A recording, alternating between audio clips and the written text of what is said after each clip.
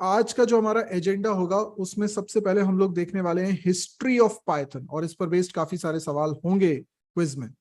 और फिर इंस्टॉलेशन के बारे में भी बताऊंगा और फर्स्ट प्रोग्राम भी बना के बताऊंगा। तो आप लोग ये ना सोचेंगे यार ये तो फ्री है क्लास, नहीं, आप पूरी शिद्दत से पढ़ें और क्विज में भी पार्टिसिपेट करें। ये दोनों एक्टिविटी होगी ना तो आपको मजा आएगा, क्योंकि आप लाइव इंटरेक्ट कर पा रहे होंगे। राइट? सभी को समझ में आया मैंने क्या बोला? पेड कोर्सेज वाला जो है वो लिंक डिस्क्रिप्शन में, आप उसको देख लीजिएगा। ओके, चलिए। अब जैसा कि आज का एजेंडा है, सबसे पहले बात करते हैं हिस्ट्री ऑफ पाइथन। चलो सब कुछ छोड़ दो, अभी अभी यहां सुनने पर ध्यान दो। हिस्ट्री ऑफ पाइथन, इनको जानते हो? ये वो शख्स हैं जिन्होंने पाइथन लैंग्वेज बनाई, गीडो वैन रॉसम। सभी लोगों को स्क्रीन दिखाई दे रही है? यस, सभी लोगों को स्क्रीन दिखाई दे रही है? यस, कोर्स हिंदी में रहेगा।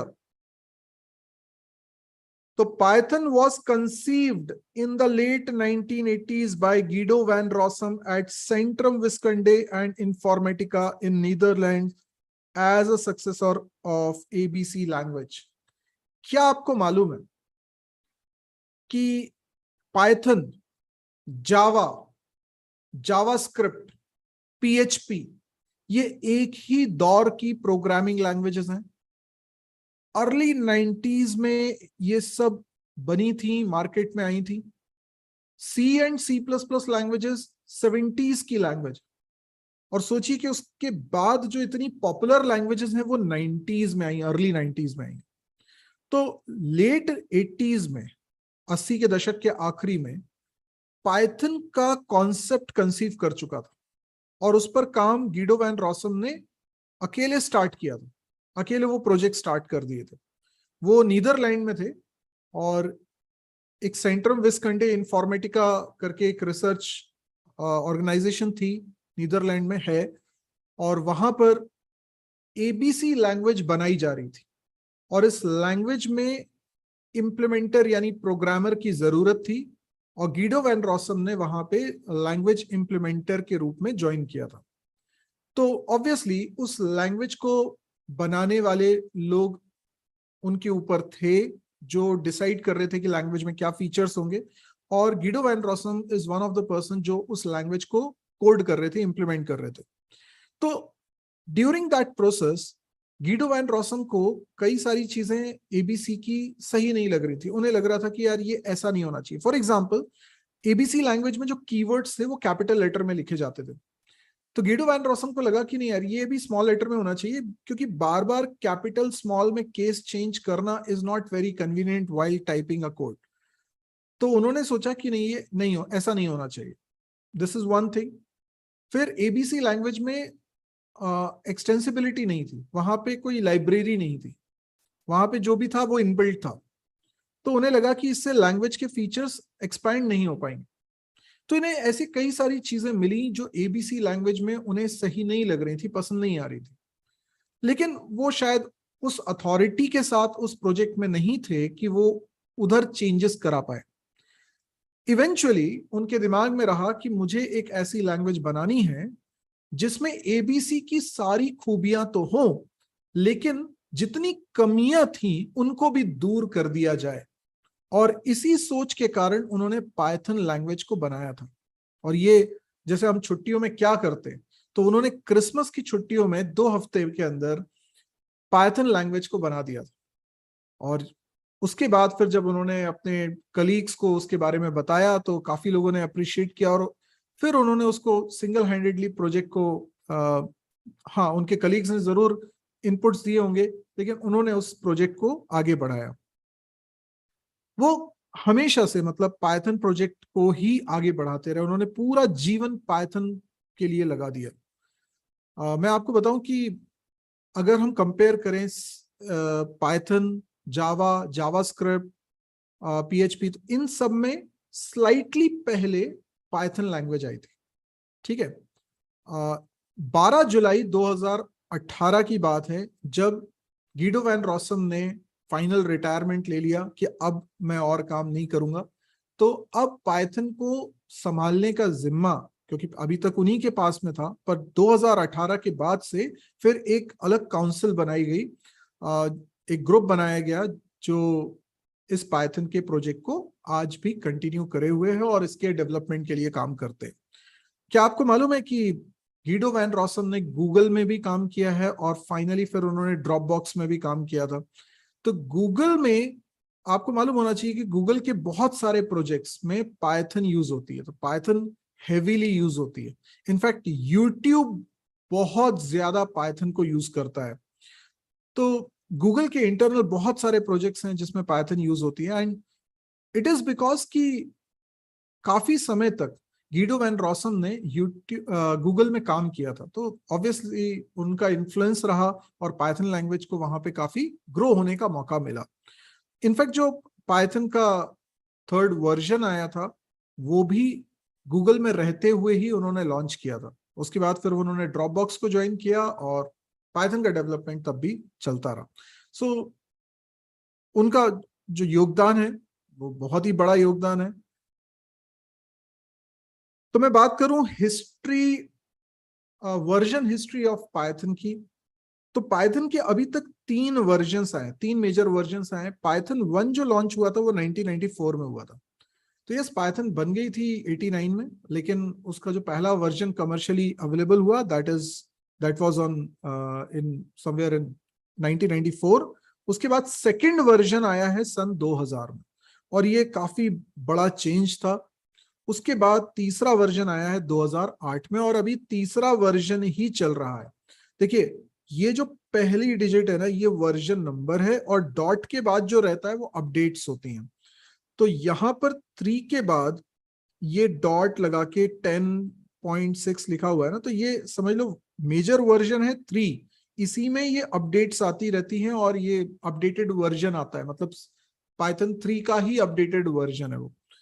तो 2 अगस्त 2022, आज कितनी तारीख है? आज 8 तारीख है। तो यानी बस 6 दिन पहले की बात है कि पाइथन का वर्जन नंबर 3.10.6 ये वर्जन लॉन्च हुआ, और यही लेटेस्ट वर्जन है जो आपको डाउनलोड इंस्टॉल करना होगा। क्लियर है? समझ में आया? वर्जन हिस्ट्री समझ में आया? सब याद रखिएगा अच्छे से, ईयर वगैरह सब याद रखिएगा। अभी सब क्विज होने वाला है, ठीक है? क्विज में सबका आंसर सही होना चाहिए। और मजेदार बात यह कि उस क्विज में कितने फास्ट आप आंसर करते हो, इस पर आपकी रैंकिंग डिसाइड होगी, इसलिए बहुत अच्छे से ध्यान में रखिए। ऐसा कहा गया कि पाइथन लैंग्वेज बहुत यूनिक है अपने आप में, जितनी भी मार्केट में दूसरी प्रोग्रामिंग लैंग्वेजेस हैं उसके कंपैरिजन में, क्योंकि इसके जो कोर प्रिंसिपल है वो बहुत ही इंटरेस्टिंग है। लाइक इसमें कोडिंग बहुत प्रिसाइज होती है, इसमें बहुत क्लीन कोडिंग होती है। इसमें आपको अननेसेसरी एक ही चीज को करने के 10 तरीके नहीं होते हैं, स्ट्रेट फॉरवर्ड है, और इतना इजी है इसको यूज करना और सीखना, इंप्लीमेंट करना, कि it's like a fun activity. Even कोई छोटा बच्चा भी अगर पाइथन को सीखना चाहता है तो उसे बड़ा आसान लगेगा। तो Python developers aim for it to be fun to use. उन्हें ऐसा लगा कि ये पाइथन लैंग्वेज ऐसी बनानी चाहिए कि कोई भी बहुत आसानी से इसको यूज कर सके, उसे मजा आए इसको यूज करने में। जब हम बात करते हैं हमें मजा आए, तो हमें क्या दिमाग में आता है? चलो इंडिया में क्या दिमाग में आता है? एंटरटेनमेंट। मतलब क्या दिमाग में आता है? मतलब मेरे दिमाग में आता है कपिल शर्मा शो, राइट? कुछ तो होगा ना एंटरटेनमेंट के लिए जो मजा आता है। तो 1 घंटे एपिसोड देखा, खूब हंसे, मजा आ गया, राइट? तो वैसे ही उस दौर में एक ब्रिटिश सीरीज चलती थी मॉन्टी पाइथन सर्कस नाम से, और उन्हीं उस समय वो उस दौर में कपिल शर्मा जैसा शो वो चलता होगा तो गीडो वैन रॉसन देखते होंगे, और वो काफी इन्फ्लुएंस होंगे कि यार कितना मजा आता है, कितना अच्छा लगता है उसको देखने के बाद, कितना फील गुड फील होता है। तो उन्होंने सोचा कि इतना ही फन पाइथन को यूज करके भी लोगों को आए। इसी कारण वो इस सीरीज से इंस्पायर्ड हुए और उन्होंने अपनी लैंग्वेज का नाम रखा पाइथन। तो ये मॉन्टी पाइथन सर्कस जो सीरीज थी उससे उन्होंने नाम लिया पाइथन। अब पाइथन बाय चांस एक स्नेक की ब्रीड है, तो इसलिए जब आप पाइथन का लोगो देखते हैं ना, तो उसमें वो स्नेक बने होता है, और वो उनके ही ब्रदर ने डिजाइन किया हुआ लोगो था। Anyways, let's talk about features of Python. Features of Python बड़ा इंटरेस्टिंग है और बहुत इंपॉर्टेंट भी है, ध्यान से सुनिएगा। सबसे पहले तो है simple and straight forward syntax. Python के सिंटैक्स ना बहुत सिंपल है, बहुत सिंपल, इसीलिए लोगों को लगता है पाइथन ईजी है। देखो, कभी भी किसी लैंग्वेज में इन डेप्थ कोई काम करना चाहोगे तो वो हमेशा डिफिकल्ट होती जाएगी, हर लैंग्वेज। लेकिन जब आप कोई लैंग्वेज को स्टार्ट करते हो, जैसे सी लैंग्वेज को स्टार्ट करते हो, तो आपको बहुत फॉर्मेलिटी भी करनी पड़ती है। पहले आपको मेन लिखना है, फिर उसके रिटर्न टाइप के बारे में भी सोचना है, फिर करली ब्रैकेट से ब्लॉक बनाना है, मतलब एक प्रॉपर फॉर्मेट है। पाइथन इतना ज्यादा परेशान नहीं करेगी। पाइथन में स्ट्रेट फॉरवर्ड है, आप सिंगल लाइन लिख के प्रोग्राम बना सकते हो। केस सेंसिटिव लैंग्वेज, अगर आपने इससे पहले कोई प्रोग्रामिंग लैंग्वेज पढ़ी हुई है तो ज्यादातर programming languages case sensitive language होती है। केस सेंसिटिव का मतलब क्या है? जैसे सी लैंग्वेज में आप लिखते हो इंट, तो इंट आप स्मॉल में लिखोगे, कैपिटल लिखोगे, क्या सेम बात है? नहीं, सेम बात नहीं है, क्योंकि स्मॉल लेटर्स में लिखी हुई चीज डिफरेंट मानी जाएगी, कैपिटल में लिखी हुई चीज डिफरेंट मानी जाएगी। स्मॉल लेटर डिफरेंट है कैपिटल लेटर से, तो दोनों अलग अलग सिंबल माने जाएंगे। इसको बोलते हैं केस सेंसिटिव होना। तो पाइथन लैंग्वेज भी केस सेंसिटिव प्रोग्रामिंग लैंग्वेज है। ये multi paradigm programming language. What is multi paradigm? आपने सुना होगा शायद कि कोई programming language functional programming language है, प्रोसीजर ओरिएंटेड प्रोग्रामिंग लैंग्वेज है, कोई programming language object oriented programming language है। तो ये बेसिकली क्या है? प्रोग्रामिंग करने की एक गाइडलाइन है कि आपको सॉफ्टवेयर बनाना है, कोडिंग करनी है, तो कोड कैसा लिखना है, कैसे लिखना है, उसकी अप्रोच क्या होगी, उसकी उसकी गाइडलाइन है ये। तो कोई जब प्रोग्राम सॉफ्टवेयर हम बनाते हैं तो हम किसी एक गाइडलाइन को यूज करके बना रहे होते हैं। सी लैंग्वेज में जनरली हम प्रोसीजर ओरिएंटेड प्रोग्रामिंग करते हैं, जबकि सी प्लस प्लस में हम प्रोसीजर ओरिएंटेड प्रोग्रामिंग भी कर सकते हैं, ऑब्जेक्ट ओरिएंटेड प्रोग्रामिंग भी कर सकते हैं। When we talk about Java, तो हम जावा में ऑब्जेक्ट ओरिएंटेड प्रोग्रामिंग करते हैं। सी शार्प, तो हम वहां पे ऑब्जेक्ट ओरिएंटेड प्रोग्रामिंग करते हैं। But when we talk about Python, तो पाइथन मल्टीपल प्रोग्रामिंग पैराडाइम्स को सपोर्ट करती है। इस वजह से यहाँ पर आप प्रोसीजर ओरिएंटेड प्रोग्रामिंग भी कर सकते हैं, फंक्शनल प्रोग्रामिंग भी कर सकते हैं, एंड ऑब्जेक्ट ओरिएंटेड प्रोग्रामिंग भी कर सकते हैं। तो इसीलिए इसको बोलते हैं मल्टी पैराडाइम प्रोग्रामिंग लैंग्वेज। ठीक है। डायनेमिकली टाइप्ड जो सी लैंग्वेज है, वो स्टैटिकली टाइप्ड लैंग्वेज। वहां पे कंपाइल टाइम पे डिसाइड हो जाता है टाइप किसी एक्सप्रेशन का। यानी अगर मैंने एक्सप्रेशन लिखा है 3+4.5, तो इसका टाइप डबल होगा। ये सी लैंग्वेज में कंपाइल टाइम पे हो जाता है डिसाइड, जबकि पाइथन लैंग्वेज में ऐसा नहीं होता। ये डायनेमिकली टाइप्ड लैंग्वेज है। इनफैक्ट सी लैंग्वेज में आप कोई वेरिएबल बनाते हो तो पहले उसको डिक्लेयर करना पड़ता है, पहले डिक्लेयर करना पड़ता है, पहले बताना पड़ता है कि ये जो वेरिएबल है ए, इसके अंदर मैं किस तरह का डेटा स्टोर कर सकता हूं। लेकिन पाइथन लैंग्वेज में ऐसा नहीं है, आप डायरेक्टली वेरिएबल को यूज कर सकते हैं, कोई डिक्लेरेशन करने की जरूरत नहीं पड़ेगी, क्योंकि ये डायनेमिकली टाइप्ड लैंग्वेज है। यहां पर आपको ए वेरिएबल को यूज करने से पहले ये बताने की जरूरत नहीं है कि इसमें इंट टाइप का डेटा ही स्टोर होगा या फ्लोट टाइप का डेटा ही स्टोर होगा। ये तो आपने वेरिएबल लिखा और जैसी वैल्यू आप उसके अंदर रखना चाहते हैं वैसी रख दीजिए, अकॉर्डिंगली उसका type decide dynamically run time पे डिसाइड हो जाएगा। आया समझ में? आई थिंक सभी कुछ समझ में आ रहा है। अभी मैं आप लोगों के चैट भी साथ में पढ़ लेता हूं। मैं चाहूंगा कि अगर आप अभी की क्लास के अलावा कुछ पूछना चाह रहे हैं तो क्लास के एंड होने का वेट करिए, उस समय आप पूछ लीजिएगा।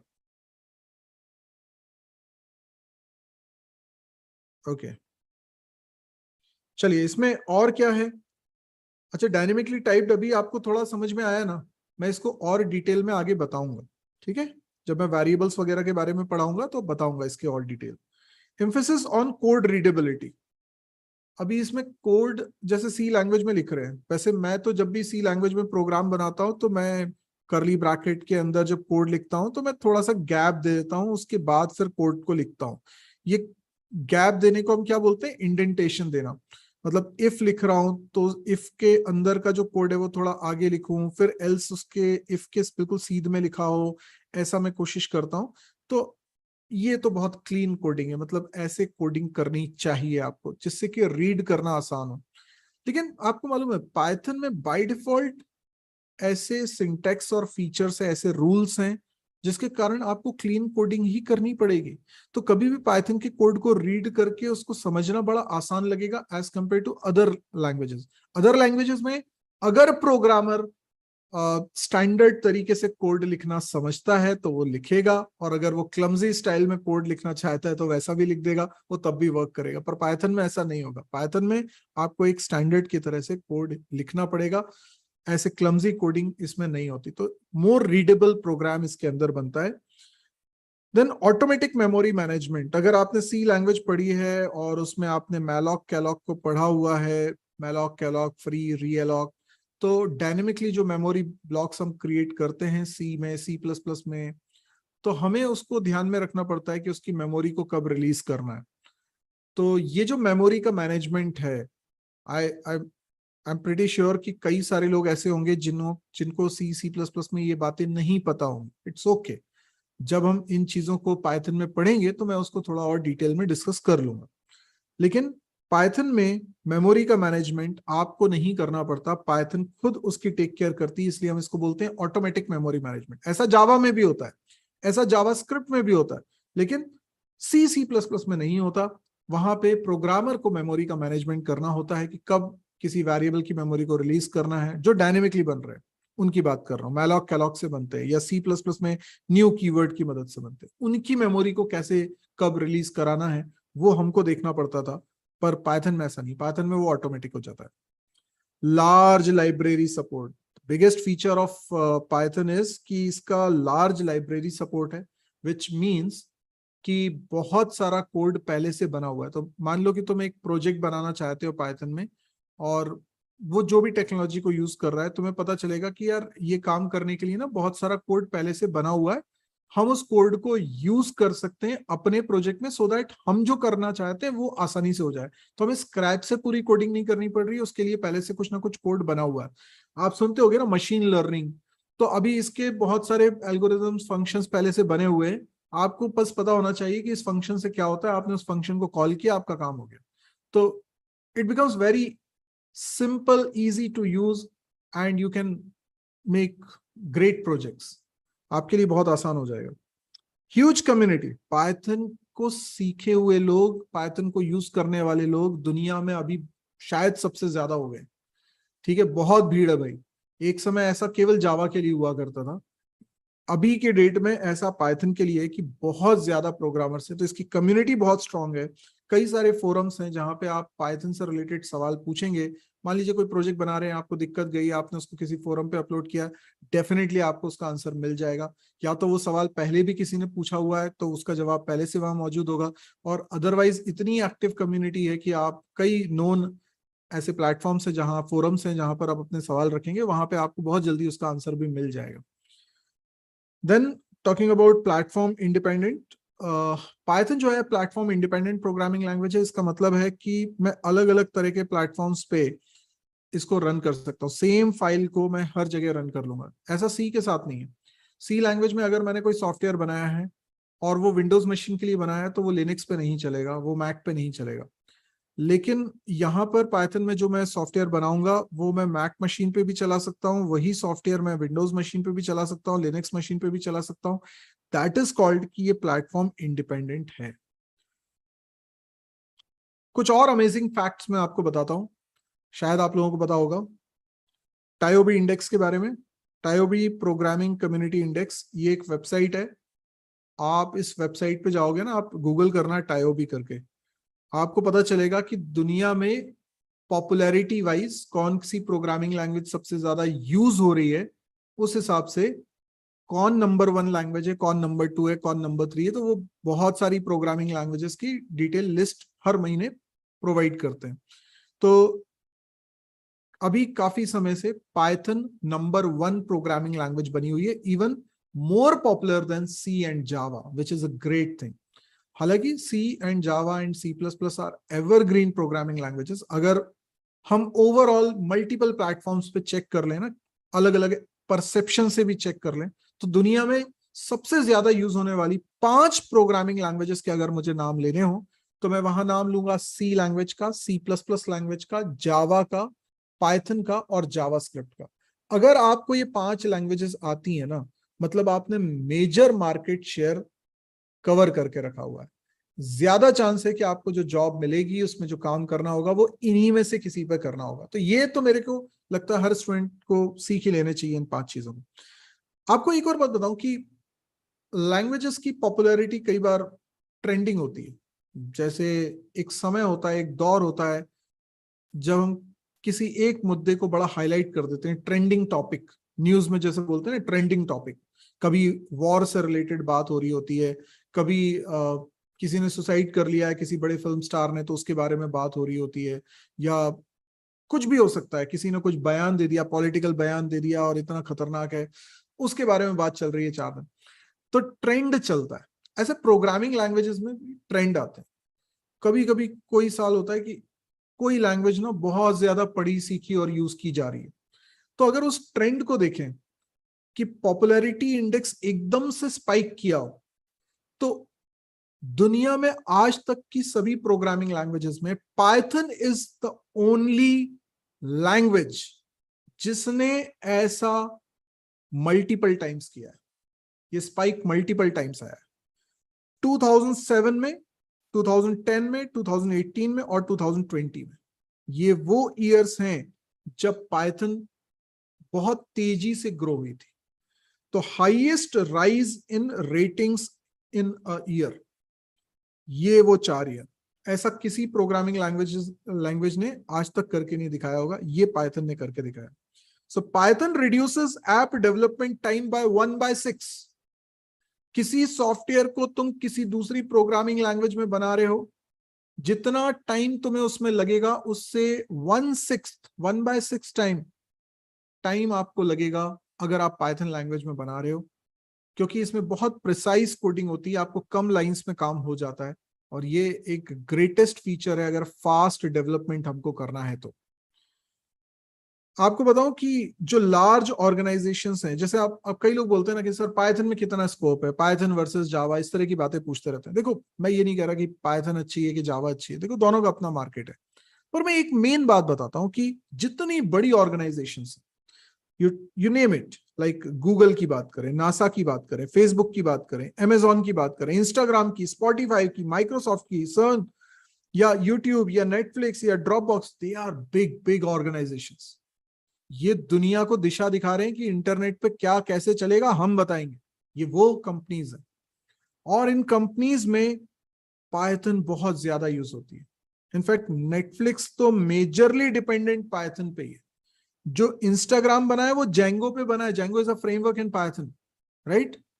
जो मैं पेड कोर्स की बात कर रहा था उसमें जेंगो भी पढ़ाया जा रहा है। And Django is extremely popular web framework. इस पे बहुत सारी बड़ी बड़ी वेबसाइट्स बनी हुई हैं। तो आप सोचो कि अगर ये बड़ी बड़ी कंपनीज पाइथन को यूज कर रही हैं, तो पाइथन में कितनी स्टेबिलिटी आ चुकी है, पाइथन में कितना डेवलपमेंट हो चुका है। पाइथन की लाइब्रेरी इसलिए तो बहुत स्ट्रांग हो चुकी है। तो जो लेटेस्ट फीचर आप देखते हो यूट्यूब पे, गूगल पे, इन सभी वेबसाइट्स पे, आप सोचो कि उनके पीछे पाइथन का कोड है। सो कैपेबिलिटी वाइज पाइथन कितनी लेटेस्ट है, कितनी अपडेटेड है, ये सोचो। इसीलिए आपको पाइथन सीखना ही चाहिए। सो वैरायटी ऑफ यूज, अगर हम बात करें, आज हमारा इंट्रोडक्शन है, ठीक है, तो ये सारी बातें तो आज होंगी, लेकिन मैं इंस्टॉलेशन के बारे में भी अभी बताऊंगा। तो Python can serve as a scripting language for web application. तो पाइथन का बहुत जगह यूज होता है। मैं जानता हूं कि कई चीजें अभी अगर आप बिगनर हैं तो समझ में अभी नहीं आएंगी, जैसे वेब एप्लीकेशन क्या होता है, तो ठीक है, अभी सुन लो। जब आप वेबसाइट डेवलपमेंट के बारे में पढ़ोगे तो उसके बारे में भी आप डिटेल में पढ़ लोगे। तो इट इज नॉट नेसेसरी कि आपको इसका मतलब नहीं मालूम तो इसको अभी सीखना है, ऐसा नहीं, ठीक है। तो पाइथन सीखने के लिए अभी इसको सीखना जरूरी नहीं है। बट हाँ, जानने वाली बात है कि पाइथन लैंग्वेज का यूज कहाँ कहाँ होता है। तो भाई वेब एप्लीकेशन में बहुत ज्यादा यूज होता है, web frameworks like Django, flask वगैरह ये सब पाइथन में ही बने हुए हैं, और पाइथन का यूज करके प्रोग्रामिंग हमें बैकएंड पे करनी है, तो इसके लिए ये यूज होते हैं. PyJS and IronPython can be used to develop the client-side Ajax-based application. So आप जिस तरह की भी एप्लीकेशंस की बात करते हो ना, वो पाइथन में बनाई जा सकती हैं, और उसके लिए पाइथन का कोई ना कोई फ्लेवर आपको, लाइब्रेरी आपको मिलती है. तो पाइथन में बहुत तरह के काम हो सकते हैं. ट्विस्टेड एक फ्रेमवर्क है to program communication between computers and it is used by Dropbox. Libraries like NumPy, SciPy, Matplotlib are used in scientific computation. तो जो AI based calculations होते हैं, heavy calculations, scientific calculations होते हैं, machine learning से related काम होते हैं, ठीक है, deep learning से related काम होते हैं, language processing से related काम होते हैं, है ना, data science से related काम होते हैं, उनमें ये libraries बहुत ज्यादा यूज में आती हैं. मैटप्लॉटलिब, ध्यान सुनना मेरी बात, मैटप्लॉटलिब डेटा विजुअलाइजेशन के लिए एक लाइब्रेरी, जिसको यूज करके आप इजीली ग्राफ वगैरह ड्रॉ कर लेते हो. पाई चार्ट, वो जो चार्ट्स होते हैं ना, बार ग्राफ वगैरह बना सकते हो. उसमें आपके पास डेटा है, आप उसका ट्रेंड ग्राफिकली रिप्रेजेंट करना चाहते हो. That is called data visualisation. So I don't want to read long text of data, rather I would like to see data visually in the form of graphs or in the form of charts. तो वो ज्यादा easy होता है समझने के लिए. तो you can develop a variety of applications using Python. तुम्हें console application बनानी. What is console application? आपने C language में प्रोग्रामिंग अगर करी है, तो वो जो ब्लैक विंडो आती है ना, दैट इज कॉल्ड कंसोल. तो तुम पाइथन में भी वैसा एप्लीकेशन बना सकते हो. Console application are always faster than any other kind of application. So ऐसा नहीं कंसोल एप्लीकेशन अब बनती ही नहीं है, बनती है. जहां पे भी फास्ट एग्जीक्यूशन की जरूरत होती है ना, वहां पे कंसोल एप्लीकेशन ही बनाते. जो ग्राफिकल एप्लीकेशंस होती हैं वो बहुत हैवी होती हैं, इसलिए वो स्लो होती हैं as compare to console application. Web applications, जैसा कि हम लोग समझ ही चुके हैं, वेबसाइट्स वगैरह, वो सब भी हम बना सकते हैं पाइथन में. डेस्कटॉप एप्लीकेशन बना सकते हैं, जैसे कैलकुलेटर एक सॉफ्टवेयर होता है हमारे कंप्यूटर में, तो वैसा डेस्कटॉप एप्लीकेशन भी बना सकते हैं. मोबाइल एप्लीकेशन आपको बनाना है, वो आप बना सकते हो पाइथन में.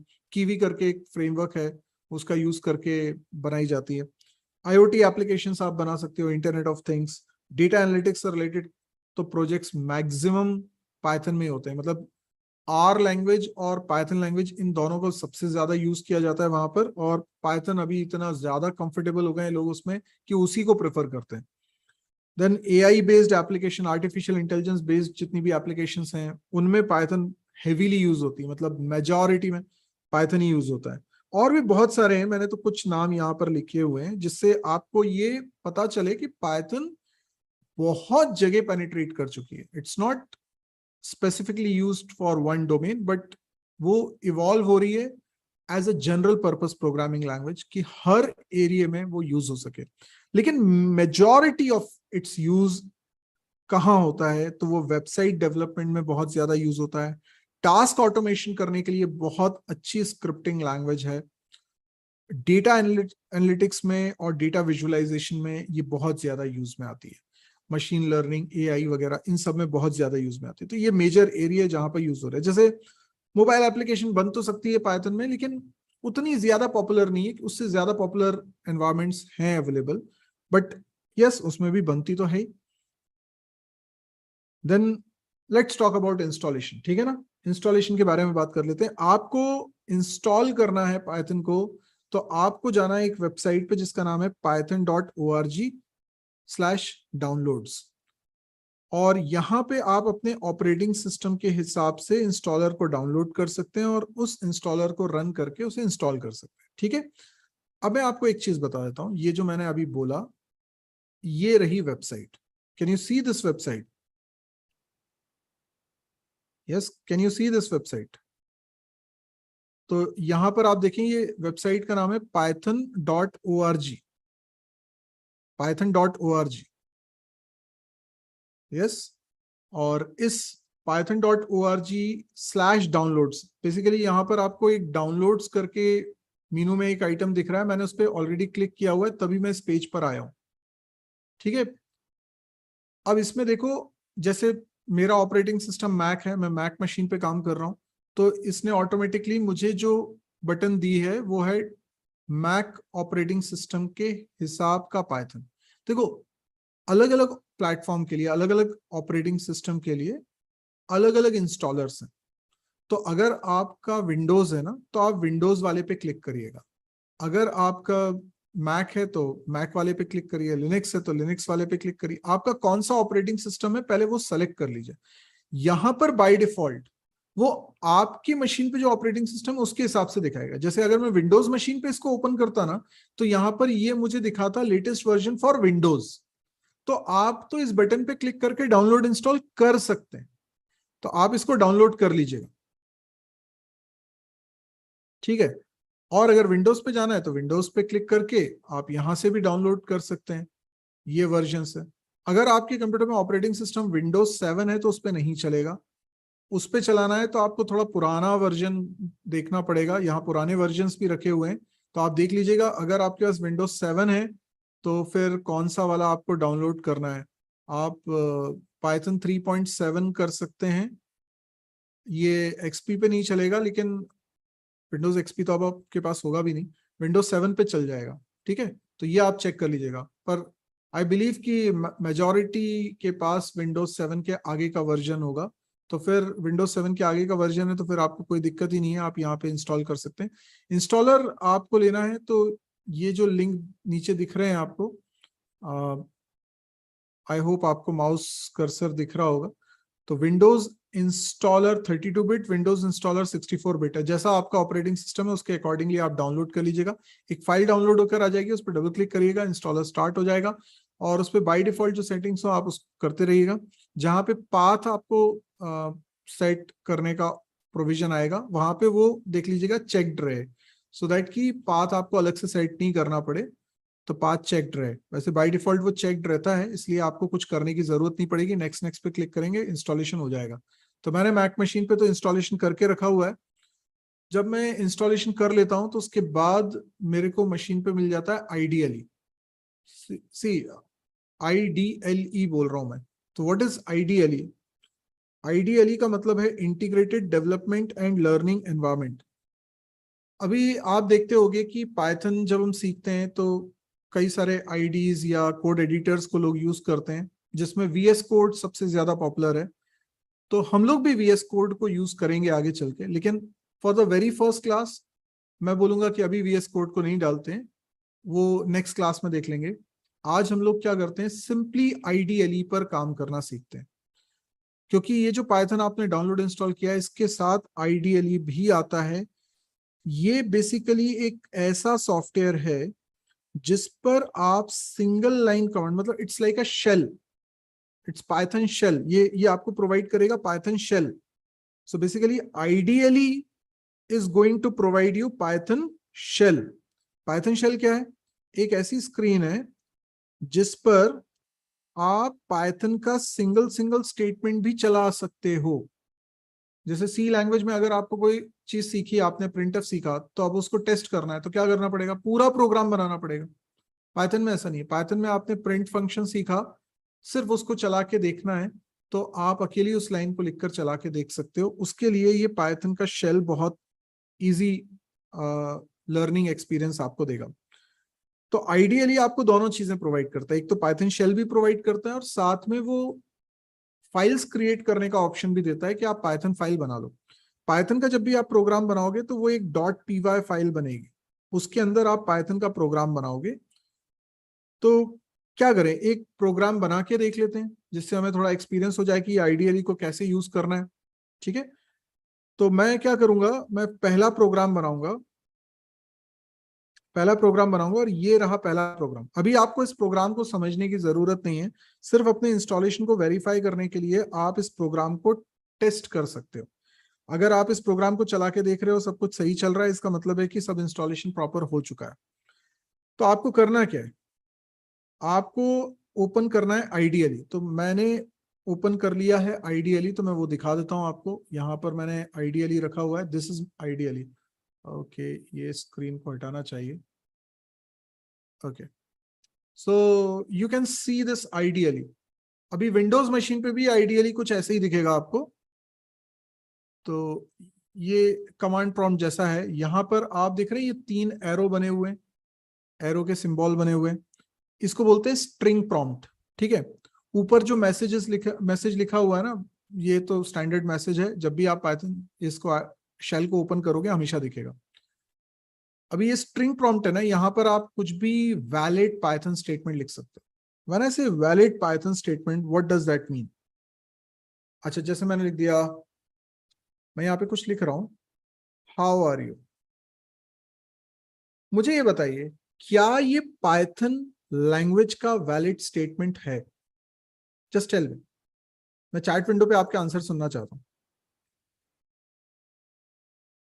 आइडियली कहां से आएगा? जब आपने इंस्टॉल किया ना, तो आपको प्रोग्राम्स में दिख जाएगा आइडियली।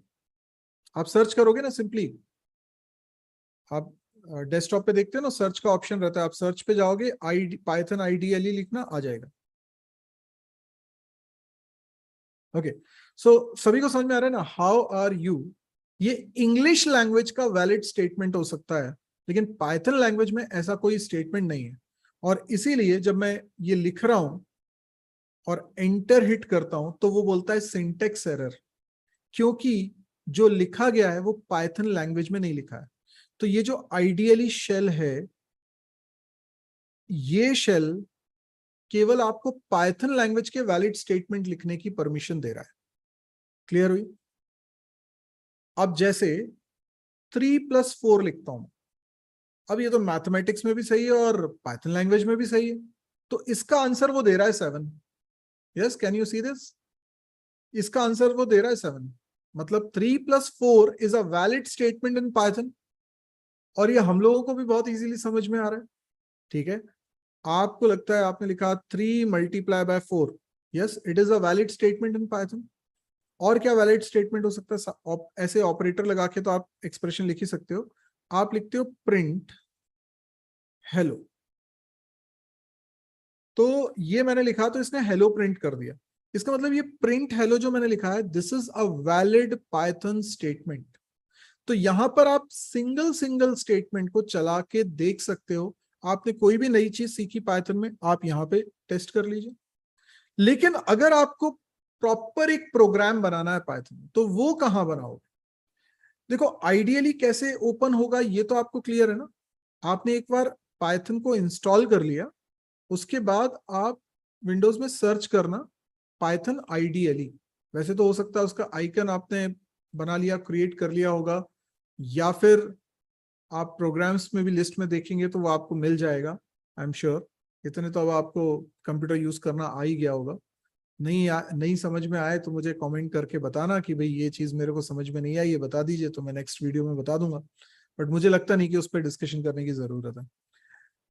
तो आइडियली मैंने ओपन कर लिया है। अभी दिस इज नॉट नोटपैड, ये नोटपैड नहीं है, ठीक है, ये सिंपली आइडियली।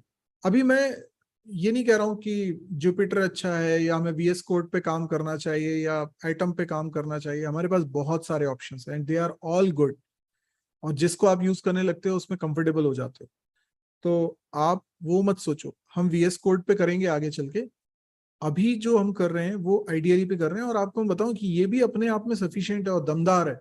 इससे भी आपके सारे काम हो जाएंगे, आपको जरूरत नहीं है किसी और की। लेकिन इसको भी पहले सीख लें, समझ लें, उसके बाद फिर आगे मूव करें। बाकी आप जिस पे करना चाहें वो आपकी चॉइस है।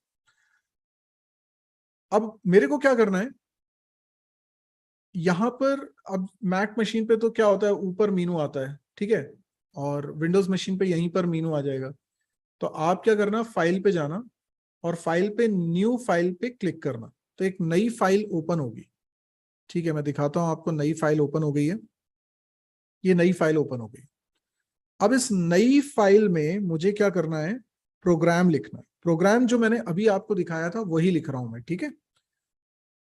तो मैंने यहाँ, अच्छा, लेकिन प्रोग्राम लिखने से पहले मैं इस फाइल को सेव करना चाहता हूँ, क्योंकि मैंने आपको क्या बोला, पाइथन का प्रोग्राम जिस फाइल में लिखेंगे वो फाइल का एक्सटेंशन होगा .py। तो मैं यहाँ पर सेव ऑप्शन पे जा रहा हूँ, ये सेव ऑप्शन को सेलेक्ट किया।